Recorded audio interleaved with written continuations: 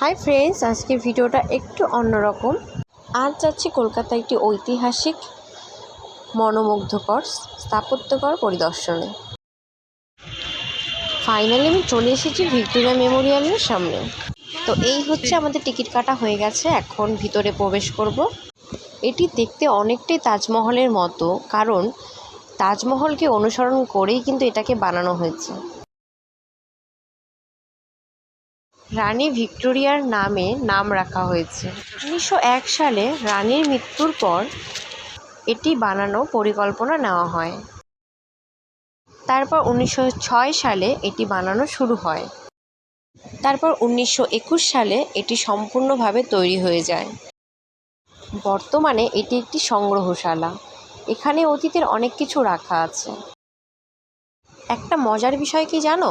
একটা সময় এই ভিক্টোরিয়াকে 1943 সালে কালো করে দেওয়া হয়েছিল, যেহেতু তখন দ্বিতীয় বিশ্বযুদ্ধ চলছিল। জাপানি আক্রমণের ভয়ে এটিকে কালো করে দেওয়া হয়েছিল। এখানে অতীতের অনেক কিছু রাখা আছে, বিভিন্ন ঐতিহাসিক লেখা।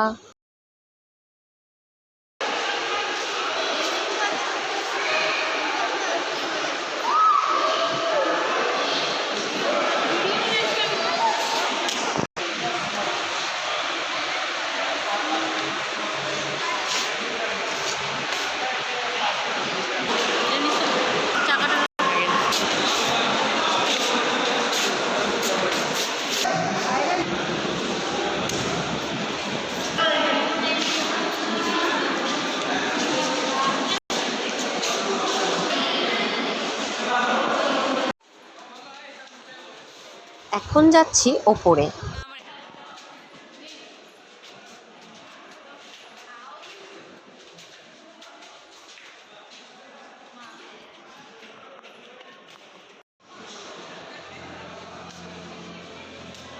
আঠারোশো 57 সালের একটি মহাবিদ্রোহের ভিডিও চলছিল এখানে।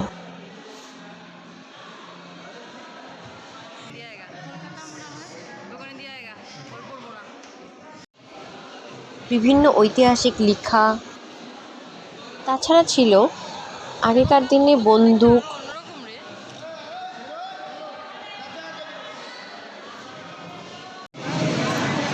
এবার ভিতর থেকে চলে আসলাম। পিছন দিকটা খুবই সুন্দর।